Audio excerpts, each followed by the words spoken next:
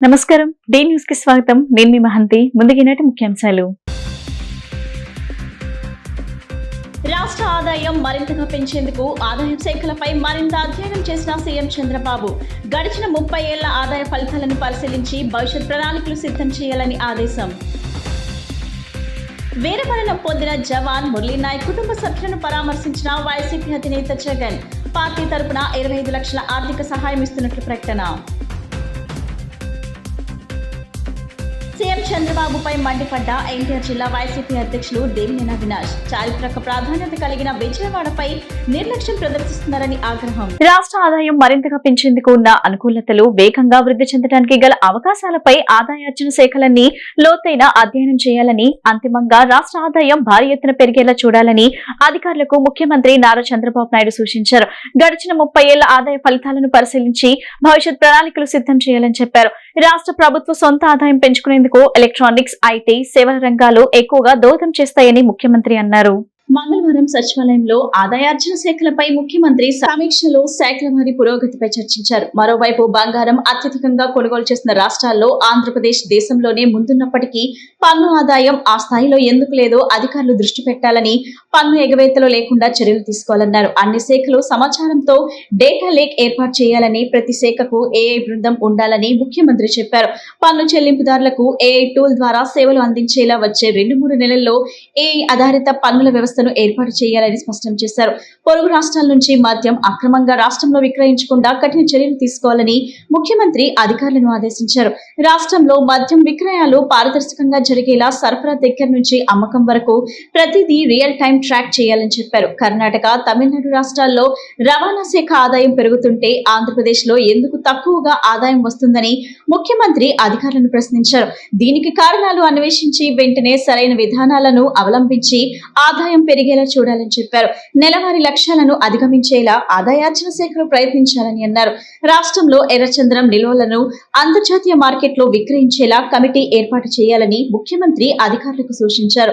వేల కోట్ల రూపాయల విలువైన ఎర్రచంద్రం మన రాష్ట్రానికి మాత్రమే సొంతమని, దీనిని విక్రయించడం ద్వారా పెద్ద ఎత్తున ఆదాయం ఆర్జించవచ్చునన్నారు. రాష్ట్రంలో ఎన్ని టన్నుల ఎర్రచంద్రం నిల్వలు ఉన్నాయి, వాటి విలువలు ఎంత అనే దానిపై కమిటీ స్పష్టమైన నివేదిక ఇవ్వాలని చెప్పారు. వాణిజ్య పన్నులు, ఎక్సైజ్, స్టాంప్స్ అండ్ రిజిస్ట్రేషన్, గనులు, అటవీ ఇలా అన్ని రకాల ఆదాయాలు కలిపి 2025-26 సంవత్సరానికి రాష్ట్ర సొంత ఆదాయం 1,34,208 కోట్లు ఆర్జించాలని లక్ష్యం పెట్టుకున్నారు. ఇది గత ఏడాది కన్నా 29% అధికం. ఈ ఆర్థిక సంవత్సరం ఏప్రిల్ 1 నుంచి మే 11 వరకు వాణిజ్య పన్నులు, అటవీ ఆదాయంలో తగ్గుదల కనిపించగా స్టాంప్స్ అండ్ రిజిస్ట్రేషన్ శాఖ నుంచి అనూహ్యంగా ఆదాయం పెరిగింది. అటు ఈ ఆర్థిక సంవత్సరం మే 11వ తేదీ వరకు ప్రభుత్వం నుంచి రావాల్సిన ఆదాయం గత ఏడాది కన్నా 26% తగ్గింది. 2024-25లో ఇదే కాలానికి కేంద్రం నుంచి 17.170 కోట్లు రాగా ఈ ఆర్థిక సంవత్సరంలో 12,707 కోట్లు మాత్రమే వచ్చిందని అధికారులు వివరించారు. రాష్ట్రంలో కొత్తగా తీసుకొచ్చిన ఎక్సైజ్ పాలసీతో ఆదాయంతో వృద్ధి నమోదైంది. 2024-25లో రాష్ట్రానికి ఎక్సైజ్ ఆదాయం 28,842 కోట్లు వచ్చింది. ఇది అంతకు ముందు ఏడాది కన్నా 14.84% ఎక్కువ. అయితే దక్షిణాది రాష్ట్రాలైన తెలంగాణ, తమిళనాడు, కర్ణాటకతో పోల్చుకుంటే ఏపీలో ఎక్సైజ్ ఆదాయం ఇప్పటికీ తక్కువగానే ఉంది. 2025-26 ఆర్థిక సంవత్సరం ఏప్రిల్ నెలలో రాష్ట్రానికి 2,116 కోట్లు ఆదాయం రాగా ఈ ఏడాది మొత్తం ఎక్సైజ్ ద్వారా 33,882 కోట్ల ఆదాయం వస్తుందని అంచనా వేస్తున్నట్లు అధికారులు వివరించారు. తెలంగాణ రాష్ట్రంలో హైదరాబాద్ నుంచే 75% ఆదాయం వస్తుందని, మనకు అటువంటి అవకాశం లేనందున ఆదాయం పెంచుకునే మార్గాలను అన్వేషించాలని సీఎం చంద్రబాబు అన్నారు.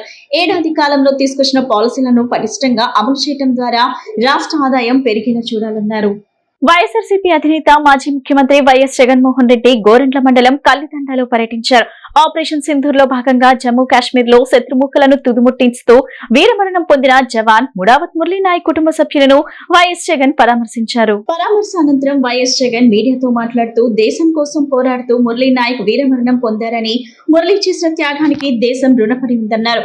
మురళీ నాయక్ అందరికీ స్ఫూర్తిదాయకం. మురళీ త్యాగానికి మనమంతా రుణపడి ఉంటామన్నారు.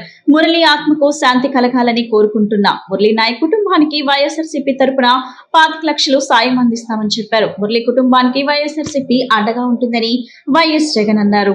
చారిత్రాత్మక ప్రాధాన్యత కలిగిన విజయవాడపై ముఖ్యమంత్రి చంద్రబాబు తీవ్ర నిర్లక్ష్యం ప్రదర్శిస్తున్నారని వైఎస్ఆర్సీపీ ఎన్టీఆర్ జిల్లా అధ్యక్షుడు దేవినేని అవినాష్ మండిపడ్డారు. తాడేపల్లి వైఎస్ఆర్సీపీ కేంద్ర కార్యాలయంలో మీడియాతో మాట్లాడుతూ ఎన్టీఆర్ పై ఉన్న కోపంతో ఆయన పేరుతో విజయవాడ కేంద్రంగా జిల్లాను ఏర్పాటు చేయడం వల్లే విజయవాడపై చంద్రబాబు వివక్ష చూపుతున్నారని ఆగ్రహం వ్యక్తం చేశారు. చివరికి గన్నవరం ఎయిర్పోర్ట్ మూసివేత హెల్త్ యూనివర్సిటీని తరలించేందుకు కుట్ర చేస్తున్నారని అవినాష్ ధ్వజమెత్తారు. కూటమి ప్రభుత్వం ఏర్పాటై ఏడాది పాలన పూర్తి కావస్తున్న విజయవాడ నగరంలో చెప్పుకోవడానికి ఒక్క అభివృద్ధి కార్యక్రమం కూడా తీసుకురాలేదు. వైఎస్ఆర్సీపీ హయాంలోనే వైఎస్ జగన్ విజయవాడ నగరంలో గణనీయమైన అభివృద్ధి కార్యక్రమాలు చేశారు. చంద్రబాబు కనకదుర్గమ్మ ఫ్లైఓవర్ నిర్మాణం మొదలుపెట్టి పూర్తి చేయకుండా మధ్యలోనే వదిలేస్తే వైఎస్ జగన్ దాని పనులను వేగవంతం చేసి విజయవంతంగా ప్రారంభించారు. విజయవాడలో ముఖ్యమైన బెన్ సర్కిల్ ఒక ఫ్లైఓవర్ ను చంద్రబాబు పాలనలో అసంపూర్తిగా వదిలేస్తే దాన్ని పూర్తి చేయడంతో రెండో ఫ్లైఓవర్ నిర్మాణం కూడా పూర్తి చేసి అందుబాటులోకి తెచ్చిన ఘనత వైఎస్ జగన్ కే దక్కుతుందన్నారు. మా విజయవాడ నగరం కూటమి ప్రభుత్వం ఆధ్వర్యంలో మరోసారి తీవ్ర నిర్లక్ష్యానికి గురవుతోంది.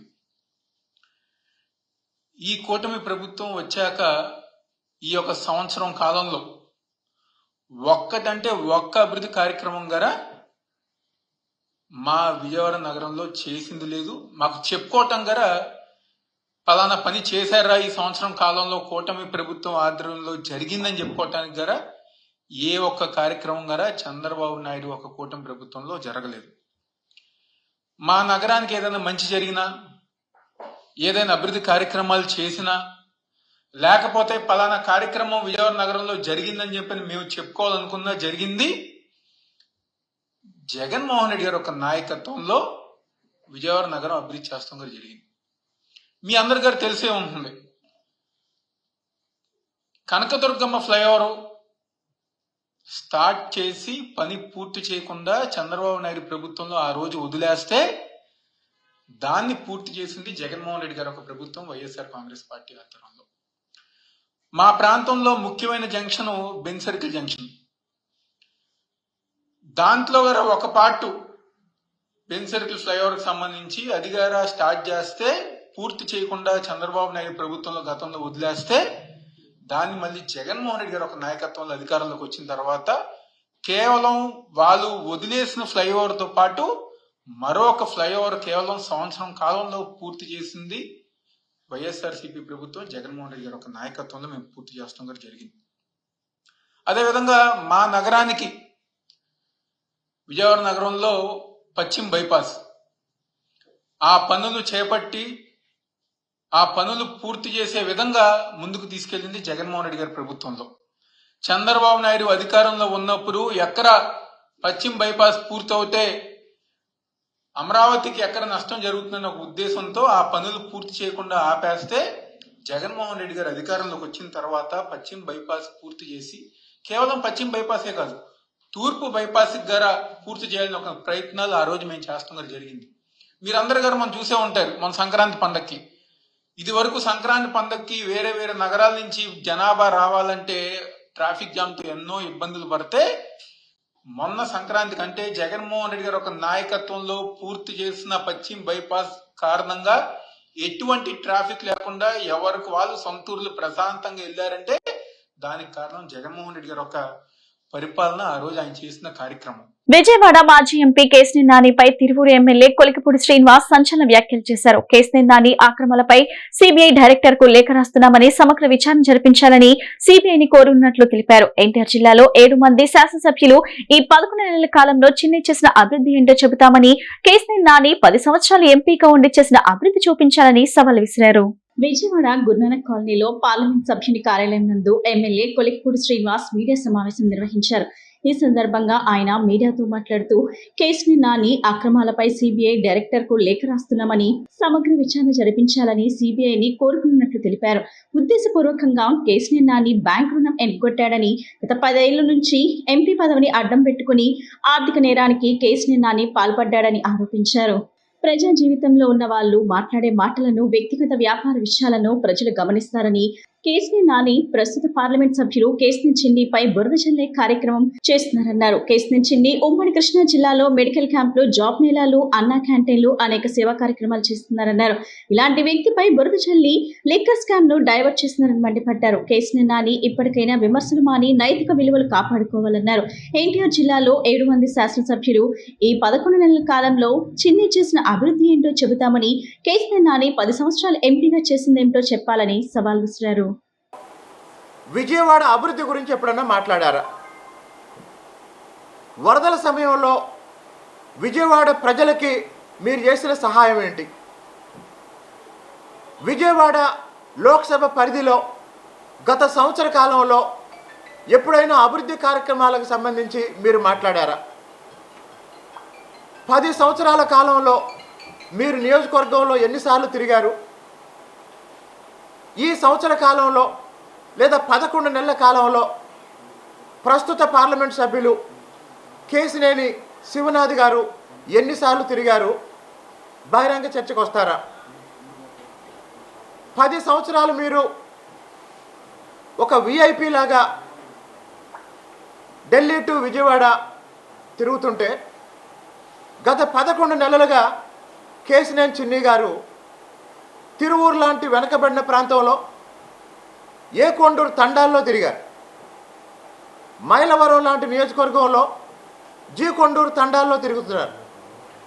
జగ్గైపేట, నందిగామ లాంటి నియోజకవర్గాల్లో వేలాది మంది యువతని సమీకరించి హైదరాబాద్లో ఉన్న ఎన్ఐఆర్డి ద్వారా ఉపాధి కల్పనకి శిక్షణ ఇప్పించి మొత్తం విజయవాడ లోక్సభ పరిధిలో లక్షలాది మందికి యువతకి ఉపాధి కల్పించడానికి ఎన్ని ప్రయత్నాలు చేయాలో ఈరోజు చిన్ని గారు అవన్నీ చేస్తున్నారు.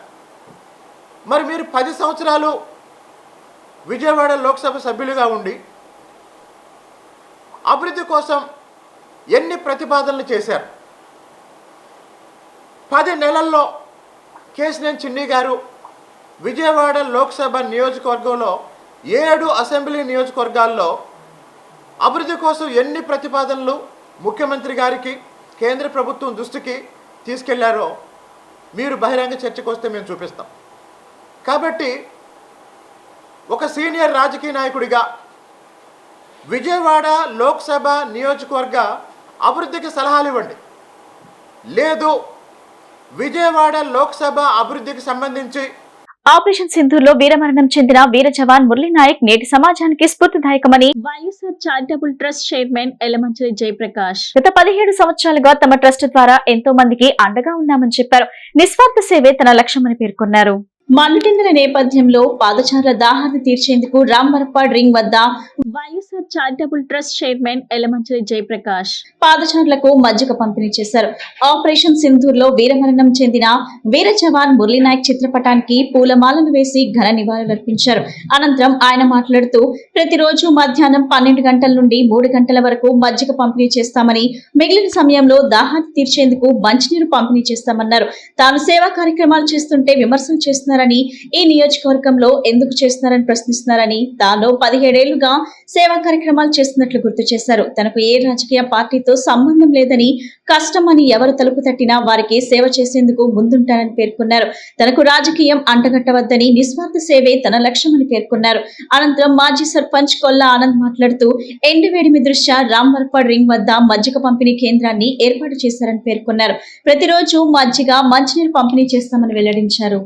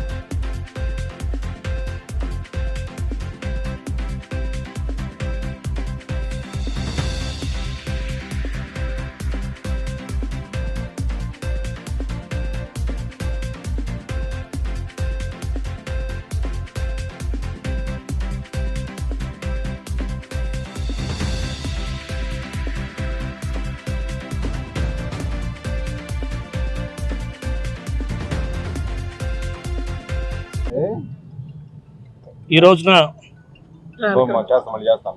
గన్నవరం నియోజకవర్గం రామర్పాడు గ్రామంలో మరి ఎందరో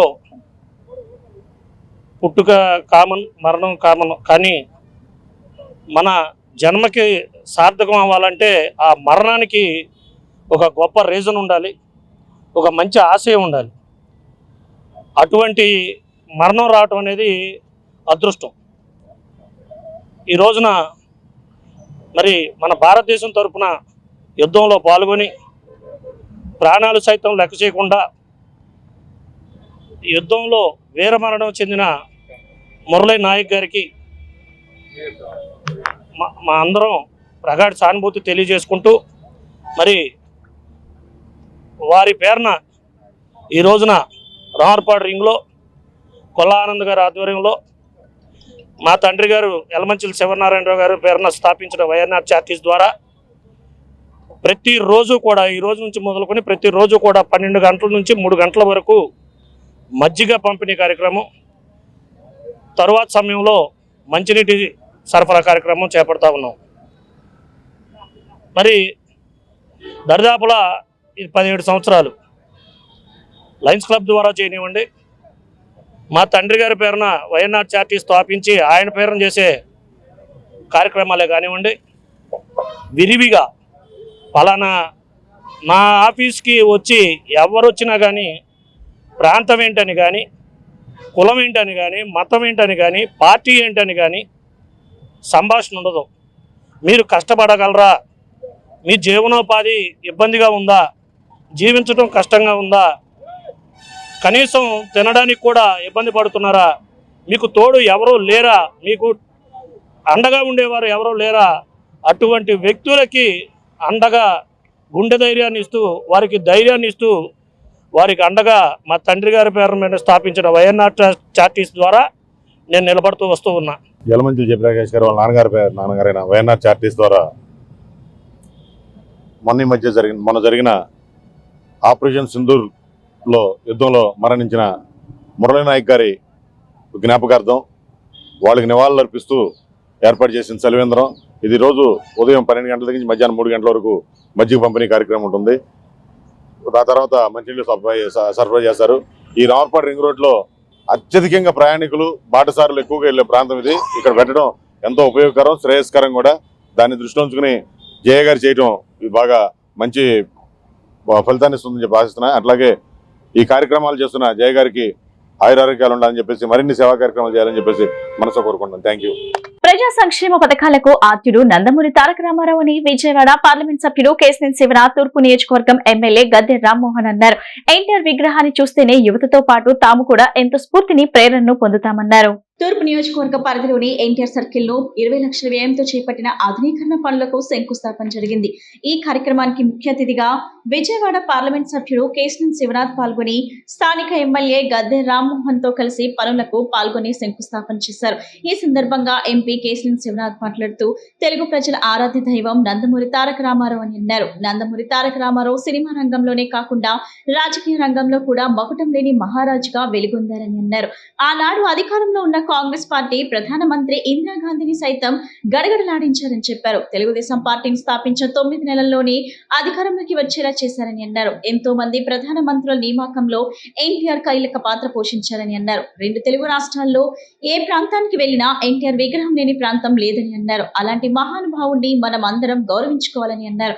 20 సంవత్సరాల క్రితం పటమట ఎన్టీఆర్ సర్కిల్ లో నిర్మాణం చేశారని, ఇప్పుడు అధికారంలోకి వచ్చిన వెంటనే ఎన్టీఆర్ సర్కిల్ ను ఆధునీకరణ చేయాలని స్థానిక ఎమ్మెల్యే గద్దె రామ్మోహన్ నిర్ణయించారని అన్నారు.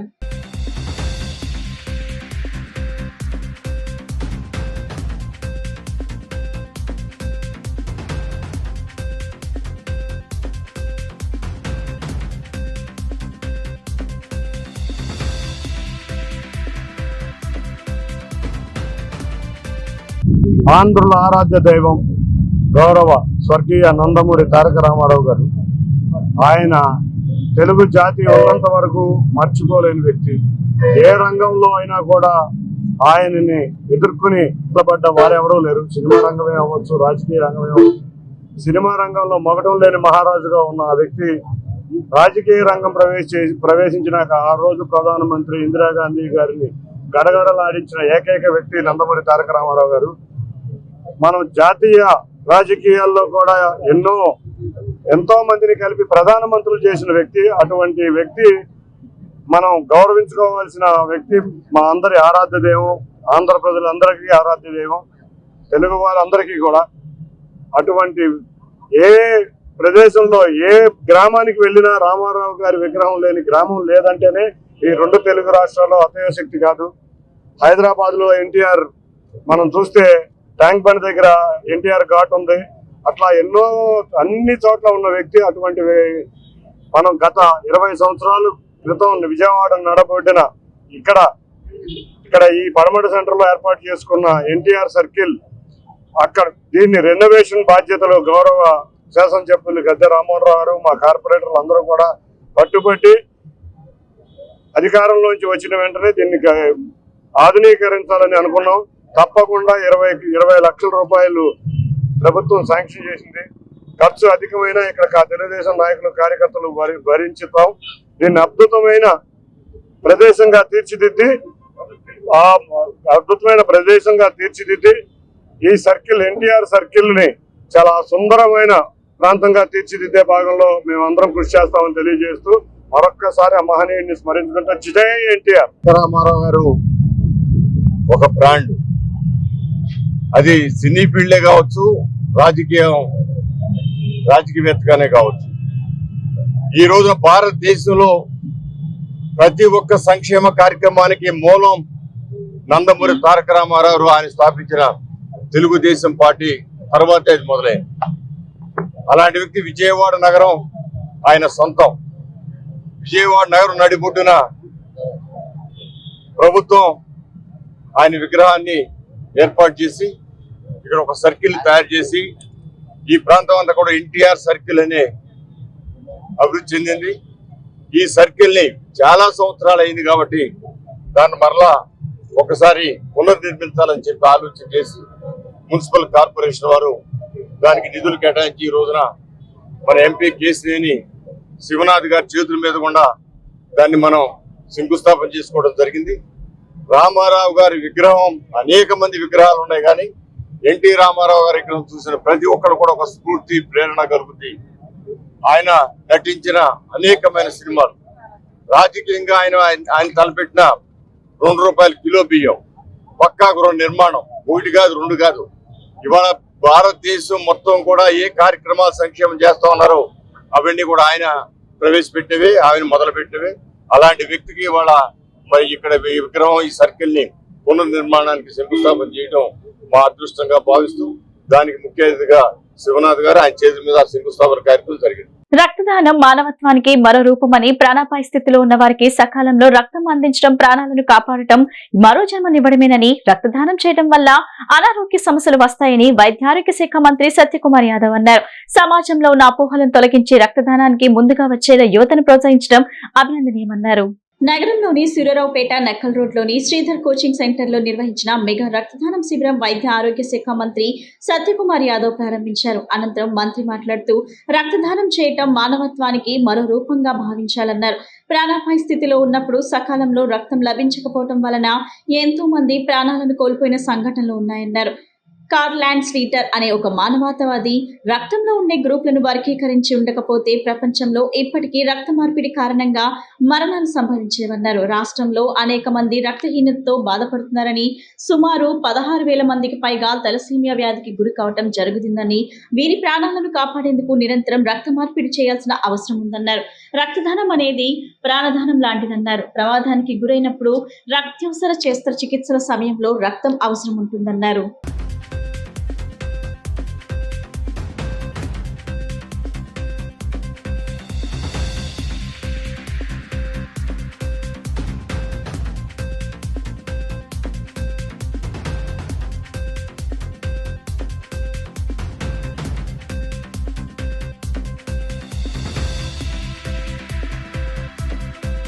శ్రీధర్ గారు బ్లడ్ డొనేషన్ క్యాంప్ నిర్వహించడం, దాంట్లో ఇక్కడ శిక్షణ పొందుతున్న దాదాపు 200 మంది విద్యార్థులు రక్తదానం చేయడం అభినందనీయం.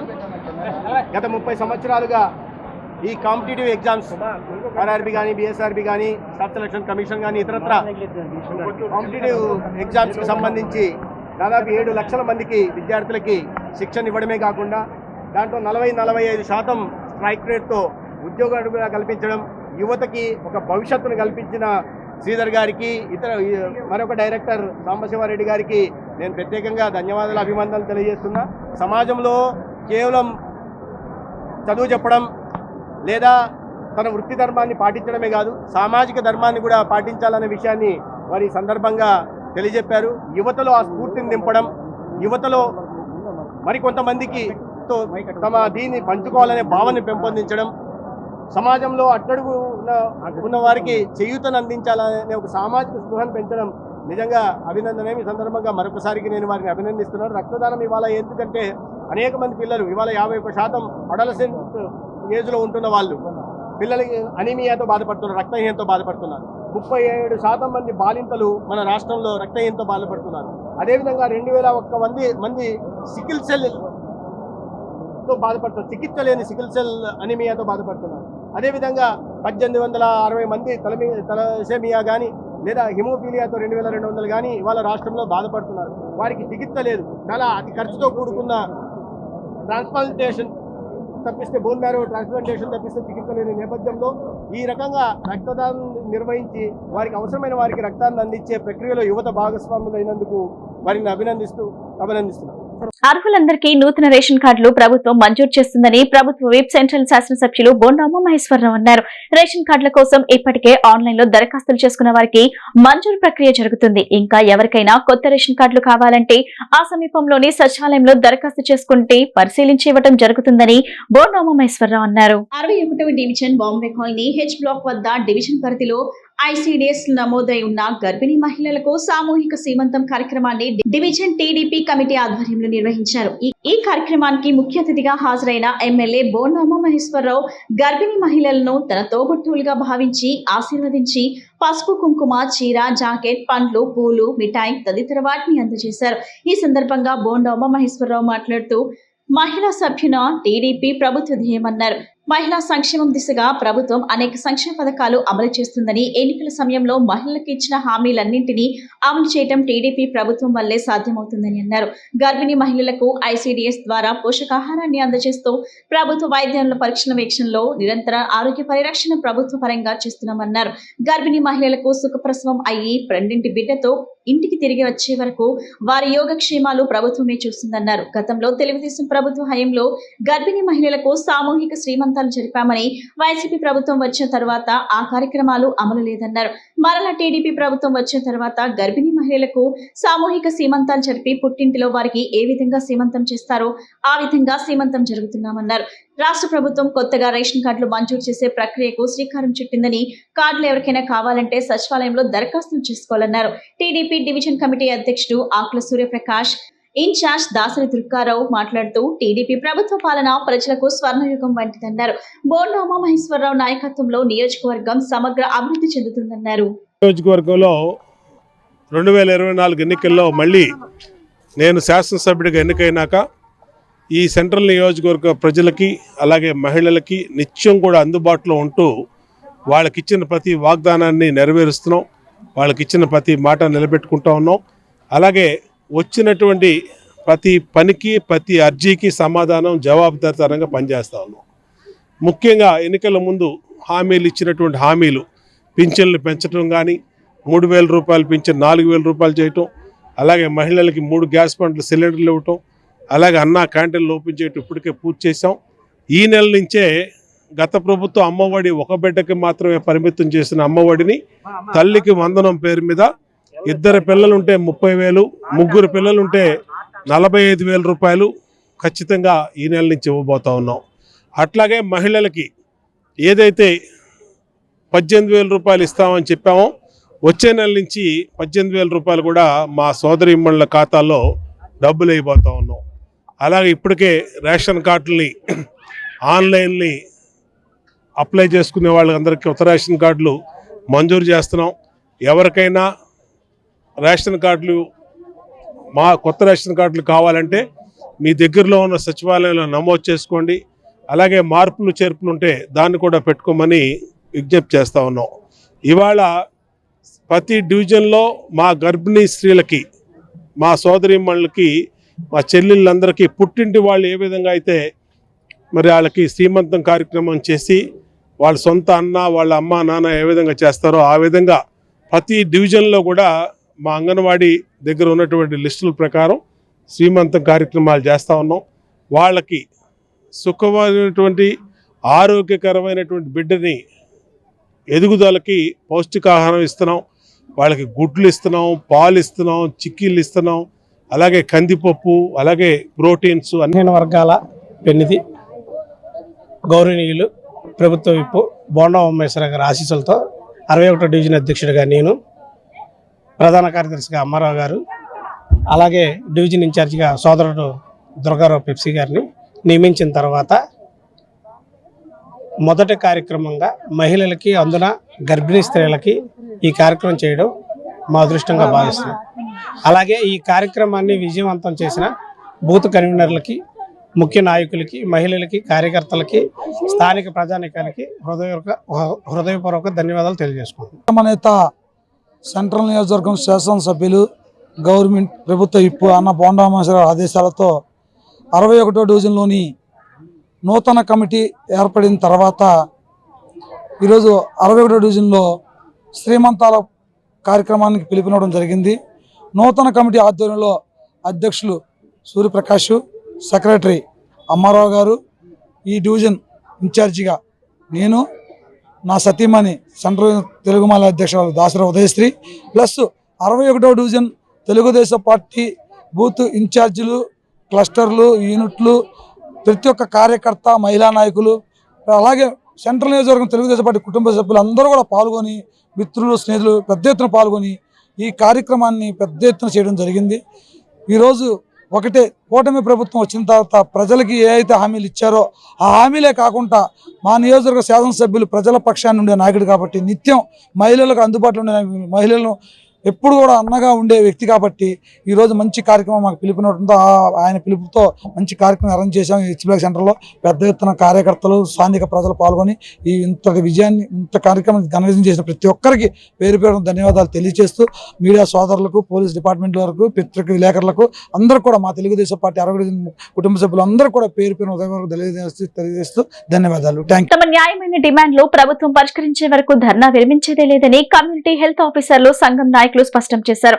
ఎన్హెచ్ఎం ఉద్యోగులతో సమానంగా 23% వేతన సవరణ చేయాలని, పని ఆధారిత ప్రోత్సాహకాలను క్రమబద్ధీకరించాలని తదితర డిమాండ్స్ తో కమ్యూనిటీ హెల్త్ ఆఫీసర్లు అలంకార్ ధర్నా చౌక్ వద్ద చేస్తున్న శాంతియుత నిరసన కార్యక్రమం 10వ రోజుకు చేరుకుంది.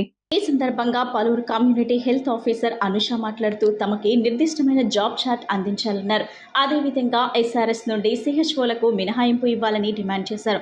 అలాగే గత కొన్ని నెలలుగా క్లినిక్ అద్దె బకాయిలు ప్రభుత్వం విడుదల చేయకపోవడంతో తమ వేతనాల నుండి చెల్లించాల్సి వస్తుందని ఆవేదన వ్యక్తం చేశారు. 6 సంవత్సరాలు సీనియారిటీ ఉన్న సిహెచ్ఓలను క్రమబద్ధీకరించాలన్నారు.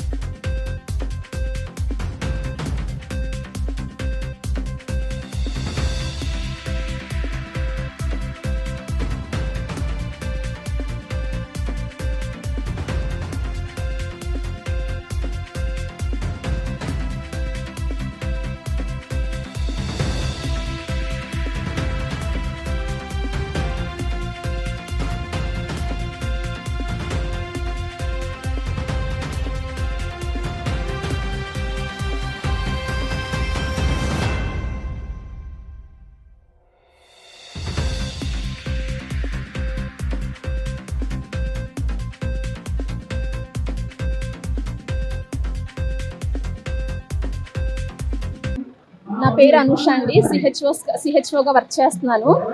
ఆయుష్మాన్ భారత్ నిబంధనల ప్రకారం 6 years కంప్లీట్ అయిన వాళ్ళని రెగ్యులర్ చేయాలని చెప్పేసి ఉందండి. మాకు 6 years కంప్లీట్ అయిన వాళ్ళు 300 మెంబర్స్ వరకు ఉన్నారు. వాళ్ళని రెగ్యులర్ చేయాలని చెప్పేసి మేము కోరుకుంటున్నాము. అంతేకాకుండా NHM క్యాడర్లో 185 క్యాడర్స్ని 23% హైక్ ఇచ్చి మా ఒక్క క్యాడర్ని మాత్రమే మినహాయింపు ఇచ్చారు. మాకు కూడా 23% హైక్ ప్లస్ ఎవ్రీ ఇయర్ 5% ఇంక్రిమెంట్ని కూడా అమలు చేయాలని చెప్పేసి మేము గవర్నమెంట్ని డిమాండ్ చేస్తున్నామండి. అంతేకాకుండా ఇప్పుడు ఎవరికి ఏ గవర్నమెంట్లో లేనిది 8 PM FRS అనేది ఓన్లీ CHOస్కి మాత్రమే పెట్టారు. ఆ 8 PM FRSని కూడా మా CHOస్కి మాత్రమే ఎందుకు పెట్టారని చెప్పేసి మేము గవర్నమెంట్ని అడుగుతున్నామండి. 8 PM FRSని కూడా రద్దు చేయాలి అని చెప్పేసి మేము గవర్నమెంట్ని కోరుకుంటున్నామండి. దగ్గర 15 రోజుల నుంచి సమ్మె చేస్తున్నామండి మేము ఇక్కడ. ఇప్పటికీ కూడా గవర్నమెంట్ నుంచి మాకు ఎలాంటి పిలుపు అయితే లేదు. నిన్న నర్సెస్ డే అండి. నర్సెస్ డే రోజునైనా మాకు గవర్నమెంట్ నుంచి పిలుపు వచ్చింది అని చెప్పేసి మేము ఎంతగానో ఎదురు చూస్తూ ఉన్నాము. అయినా సరే కూడా మమ్మల్ని పట్టించుకోకపోగా మేము హెల్త్ మినిస్టర్ని కలుస్తాము, మా సమస్యల గురించి మేము ఒక కాగితం వాళ్ళకి రిప్రజెంటేషన్ ఇస్తామని చెప్పేసి తుమ్మలపల్లి కళాక్షేత్రంలో దగ్గరికి వెళ్తున్నప్పుడు కూడా మమ్మల్ని అడ్డుకొని పోలీసు వాళ్ళు FIR ఫైల్ చేస్తామని చెప్పేసి అడ్డగించడం జరిగిందండి. దీన్ని మేము తీవ్రంగా ఖండిస్తున్నామండి. మా హక్కుల కోసం మేము పోరాటం చేస్తున్నామండి.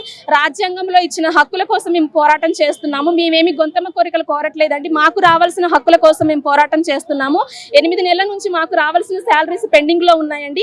అవి వెంటనే విడుదల చేయాలని చెప్పేసి మేము గవర్నమెంట్ ని కోరుకుంటున్నాము. రెంట్ బిల్డింగ్స్ లో మేము అద్దెలు కట్టుకుంటూ హాస్పిటల్స్ ని నడిపిస్తున్నామండి. మాకు కరెంటు బిల్లు చెల్లించడానికి కానీ రెంట్ బిల్లు చెల్లించడానికి కానీ మాకు జీతాలు కూడా సరిగ్గా ఇవ్వట్లేదు. ఎప్పుడో సంవత్సరానికి ఒకసారి వేస్తారండి, ఆ బిల్స్ అనేవి రిలీజ్ చేస్తారు. మేము మా జీతాల్లో నుంచి కట్టుకుంటున్నామండి ఆ బిల్స్ అన్ని కూడా. వాటిని కూడా వెంటనే గవర్నమెంట్ వాళ్ళు రిలీజ్ చేయాలని చెప్పేసి మేము గవర్నమెంట్ ని కోరుకుంటున్నామండి. రాయలసీమతో పాటు తెలంగాణ జిల్లాల్లోని గ్రామీణ ప్రాంతాల్లో 5 దశాబ్దాలకు పైగా సేవా కార్యక్రమాలు నిర్వహిస్తున్న రూరల్ డెవలప్మెంట్ ట్రస్ట్ కు SFRA రెవెన్యూను కేంద్ర ప్రభుత్వం నిలిపివేయడంతో ఎదురవుతున్న సమస్యలను కూటమి ప్రభుత్వం దృష్టికి తీసుకెళ్లడం జరుగుతుందని అఖిలపక్షం సంఘం నేతలు తెలిపారు.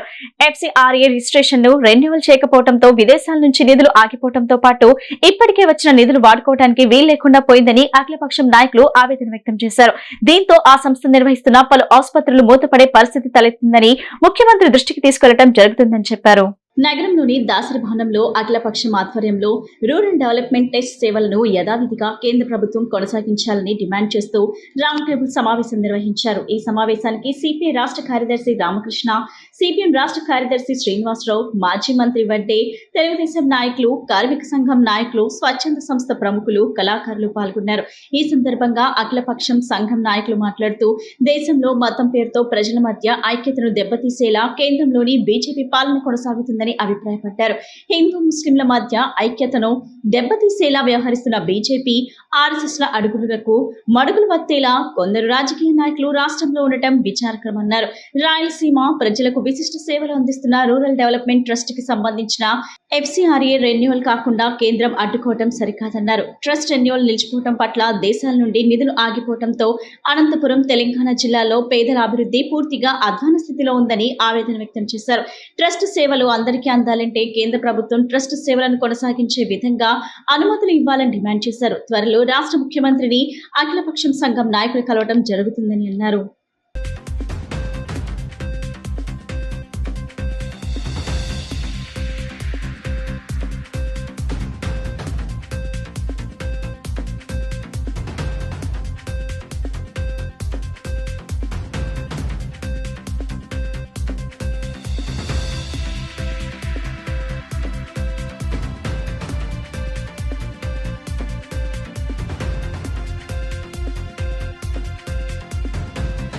మిత్రులందరికీ నమస్కారాలు.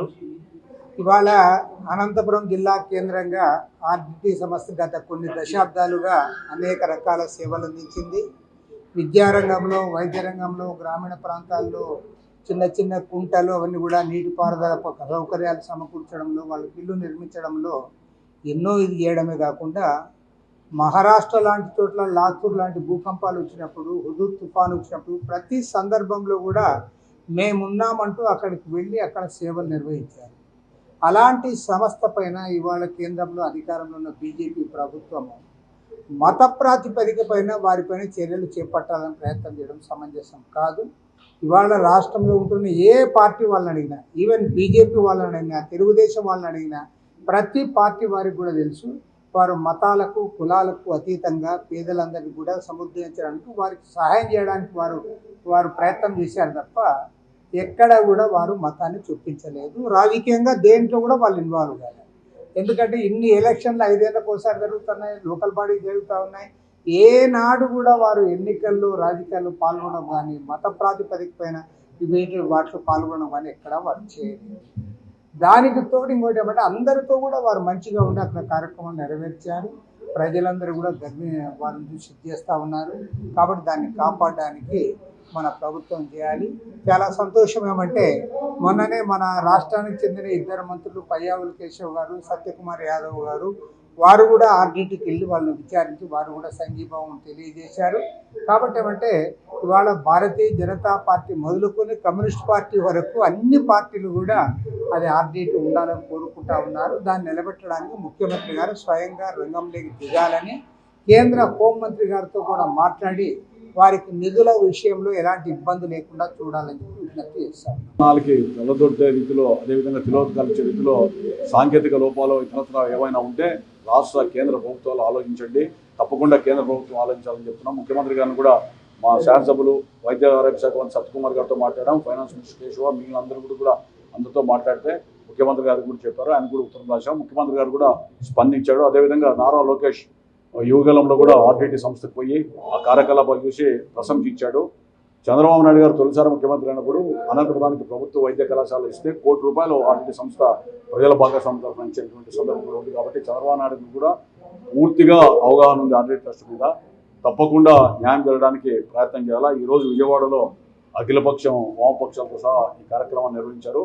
తప్పకుండా పార్టీలకు కులాలకు మతాలకు అతీతంగా కులం లేని మతం లేని మానవత్వం ఉన్నటువంటి ఆర్టీటీ ట్రస్ట్ యొక్క నిధులకు కానీ లేదా కార్యకలాపాలకు కానీ ఆకంఠం లేకుండా వాళ్ళకి ఎట్టి పరిస్థితుల్లో విఘాతం కలగకుండా చేయాల్సిన బాధ్యత ఈ రాష్ట్రంలో ఉన్నటువంటి అనంతపురం జిల్లా ప్రజలకి రాయలసీమ ప్రజలకు ఉంది. తప్పకుండా దీని మీద కార్యాచరణ ప్రణాళిక రూపొందించుకొని కేంద్ర ప్రభుత్వం అంటే హోంమంత్రి గారిని ఇతరత్ర మంత్రులు కూడా కలవాలని చెప్పి నిర్ణయం తీసుకోబోతున్నారు. తప్పకుండా మా అంతు సహకారం జిల్లాలో ప్రజల్లో ఉన్నటువంటి అసంతృప్తి ప్రజల్లో ఉన్నటువంటి ఆశయాలు ఏవైతే ఉన్నాయో వాటికి అనుగుణంగా మెరగాల్సిన బాధ్యత రాజకీయ నాయకుల మీద ఉంది, రాజకీయ పక్షాల మీద అని చెప్పి కూడా తెలియజేస్తుంది. అంటే సాంకేతిక అంటే ఏదో మత పరంగానో ఏదో చేస్తున్నారనేటువంటి అపోహలు అనుమానాలు కలిగాయి. ఆయనకి మతం లేదు, కులం లేదు. కేవలం ఆ సంస్థ ఒక మానవాతీతమైనటువంటి మానవత్వం ఉన్నటువంటి సంస్థ. దానికి అపోహలు ఉంటే ఇక విభాగాలు ఉన్నాయి, సేకరించండి. ఎక్కడ కూడా అలాంటివి ఎక్కడా లేవు. తప్పకుండా మానవత్వంతో వెళ్ళేటువంటి సంస్థ. దానికి ప్రజలే అక్కడ ఎక్కడ పోయినా కూడా లబ్ధిదారులు కానీ లేదా ఎక్కడ పోయినా కూడా ఇక సెంట్రల్ స్టేట్ ఇంటెలిజెన్స్ తెప్పించుకోండి. తప్పకుండా మీరు కూడా మీ మనసులు కూడా మారుతాయని చెప్పి నేను ఆశిస్తాను. 4 లేబర్ కోడ్స్ రద్దు చేయాలని కోరుతూ మే 20న దేశవ్యాప్త సమ్మెను విజయవంతం చేయాలని కేంద్ర కార్మిక సంఘాల ఎన్టీఆర్ జిల్లా కమిటీ నాయకులు పిలుపునిచ్చారు. ఈ మేరకు మంగళవారం స్థానిక గాంధీనగర్ ప్రెస్ క్లబ్ లో విలేకరుల సమావేశం జరిగింది. ఈ సమావేశంలో పాల్గొన్న యూనియన్ జిల్లా నాయకులు మాట్లాడుతూ రాజ్యాంగంలో పొందుపరిచిన కార్మికుల హక్కులను చట్టాలను రద్దు చేసి 4 లేబర్ కోడ్స్ ను అమలుకు పూనుకోవటం దుర్మార్గమైన చర్య అన్నారు. ప్రపంచవ్యాప్తంగా కార్మికులు పోరాడి సాధించుకున్న హక్కులు చట్టాలు ప్రభుత్వాల భిక్ష కాదన్నారు. లేబర్ కోడ్స్ వలన కార్మికుల ప్రయోజనాలకు అభివృద్ధి సంక్షేమంకు నష్టదాయకమన్నారు. పని గంటల పెరుగుదల, యూనియన్ పెట్టుకునే హక్కు, పోరాడే హక్కు, సమ్మె చేసే హక్కు, ఉద్యోగ భద్రత, ఈఎస్ఐ, ఈపీఎఫ్ కోల్పోతామని ఆవేదన వ్యక్తం చేశారు. సమ్మెలో భాగంగా విజయవాడ నగరంలో 1 టౌన్ రథం సెంటర్ నుంచి లెనిన్ సెంటర్ వరకు నిరసన ప్రదర్శన నిర్వహిస్తామన్నారు. సమ్మెకు రైతు, వ్యవసాయ కార్మిక సంఘాలు కూడా మద్దతు ప్రకటించాయన్నారు. ఈ విలేకరుల సమావేశంలో సిఐటియు జిల్లా ఉపాధ్యక్షులు కె దుర్గారావు, కార్యదర్శి ఈవి నారాయణ, ఏఐటియుసి నగర ప్రధాన కార్యదర్శి మూలి సాంబశివరావు, జిల్లా అధ్యక్షులు ఆంజనేయులు, టియుసిఐ రాష్ట్ర అధ్యక్షులు మరీద్ ప్రసాద్ బాబు, ఐఎఫ్టియు జిల్లా అధ్యక్షులు మునిశంకర్, ఏఐఎఫ్టియు జిల్లా నాయకులు లక్ష్మణ్ రావు, ఐఎఫ్టియు జిల్లా అధ్యక్షులు KV Ramana, AITUC CHV Ramana తదితరులు పాల్గొన్నారు. దుర్గారావు, సిఐటియు ఎన్టీఆర్ జిల్లా ఉపాధ్యక్షులు. కేంద్రంలో బీజేపీ ప్రభుత్వం అనుసరిస్తున్న కార్మిక వ్యతిరేక విధానాలకు వ్యతిరేకంగా ఈ నెల 20వ తేదీన దేశవ్యాప్తంగా కార్మిక వర్గం అంతా కూడా సమ్మెకి పిలుపునిచ్చింది.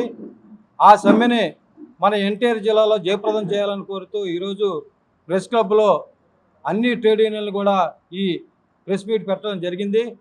కేంద్రంలో బీజేపీ ప్రభుత్వం అధికారంలోకి వచ్చిన తర్వాత గతంలో పోరాడి సాధించుకున్న 29 కార్మిక చట్టాలను ఈరోజు నిర్వీర్యం చేసి 4 లేబర్ కోడ్లు తీసుకొచ్చి ఇవాళ కార్మికుల హక్కుల్ని కాలరాయాలని చెప్పని చూస్తుంది. దీనివల్ల కార్మికులకి 8 గంటల పని విధానం అమలు జరగదు. దాంతోపాటు గతంలో ఏదైతే పోరాడే హక్కు ఉందో పోరాడే హక్కు లేకుండా పోతుంది. దాంతోపాటు ఇవాళ కార్మిక వర్గం వెట్టి చాకిరీకి గురయ్యి కనీస వేతనం కూడా లేని పరిస్థితి ఈరోజు ఏర్పడుతుంది. అందుకే బీజేపీ విధానాలకు వ్యతిరేకంగా జరగబోయే కార్మిక సమ్మెలో ఇవాళ విజయవాడ నగరంలో ఉన్న మోటా, ఆటో, షాపు, ఆకర్సు, బిల్డింగు, ఇతర ప్రభుత్వ రంగ సంస్థలో పనిచేస్తున్న కార్మిక వర్గంతో కూడా మన 20వ తేదీన 1 టౌన్ రథం సెంటర్ నుంచి జరిగే మహాప్రదర్శనలో పాల్గొని లెనిన్ సెంటర్లో జరిగే సభను జయప్రదం చేయాలని చెప్పని సిఐటిగా ఇతర కార్మిక సంఘాలన్నీ కూడా కోరుతున్నాయి. నగర ప్రధాన కార్యదర్శి ఎం సాంబశివరావు. ఈ రోజున కేంద్రంలో అధికారంలో ఉన్న బీజేపీ ప్రభుత్వం కార్మిక వర్గాన్ని అణగదొక్కి కార్పొరేట్ శక్తులకు, బహుళజాతి సంస్థలకు ఓడిగం చేసే విధంగా, కార్మికుల్ని చేసే విధంగా స్వాతంత్ర పూర్వకాలం నుంచి స్వాతంత్ర తదనంతరం ఈ 75 సంవత్సరాల్లో అనేక పోరాటాల ద్వారాగా కార్మికులకి అండగా 44 చట్టాలని ఈ కార్మిక వర్గం సాధించుకుంటే ఇవాళ కేంద్రంలో ఉన్న బీజేపీ ప్రభుత్వం అందులో 29 చట్టాలని రద్దు చేసి వాటి స్థానే 4 కోడ్లు తీసుకొని రావడం ద్వారాగా స్వాతంత్రం ముందల 8 గంటల పని విధానాన్ని బ్రిటిష్ గవర్నమెంట్ ఉన్నప్పుడే సాధించుకుంటే ఇవాళ కేంద్రంలో అధికారంలో ఉన్న బీజేపీ ప్రభుత్వం 12 గంటల పని విధానాన్ని ప్రవేశపెట్టాలని, అలాగే సమ్మె చేసే హక్కు, మనకి రావాల్సిన లావాదేవీల మీద కోర్టుకు వెళ్ళే దానికి కూడా లేకుండా, హక్కులు లేకుండా కార్మికులకు ఏ విధమైన పని భద్రత లేని విధంగా ఈ కోడ్లు తీసుకొని రావడం ద్వారాగా కార్పొరేట్ శక్తులకు ఊడిగం చేసే విధానాన్ని ప్రవేశపెడుతుంది.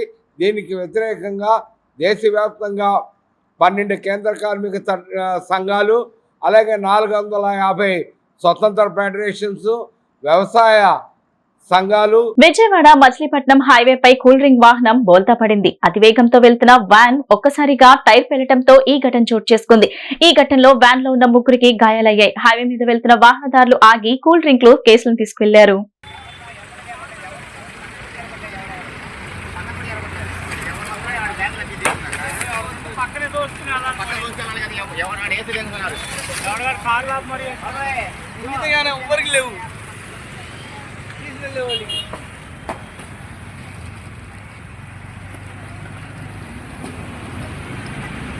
వైసీపీ నేత మాజీ ఎమ్మెల్యే వల్లభనేని వంశీకి బెయిల్ మంజూరైంది. సత్యవర్ధన్ కిడ్నాప్ కేసులో వంశీకి బెయిల్ లభించింది. షరతులతో కూడిన బెయిల్ మంజూరు చేసింది కోర్టు. వంశీతో పాటు మరో 4గురికి ఈ కేసులో బెయిల్ వచ్చింది. వార్తలు ముగించే ముందు ముఖ్యాంశాలు మరోసారి. రాష్ట్ర ఆదాయం మరింతగా పెంచేందుకు ఆదాయ శాఖలపై మరింత అధ్యయనం చేసిన సీఎం చంద్రబాబు గడిచిన 30 ఏళ్ల ఆదాయ ఫలితాలను పరిశీలించి భవిష్యత్ ప్రణాళికలు సిద్ధం చేయాలని ఆదేశం.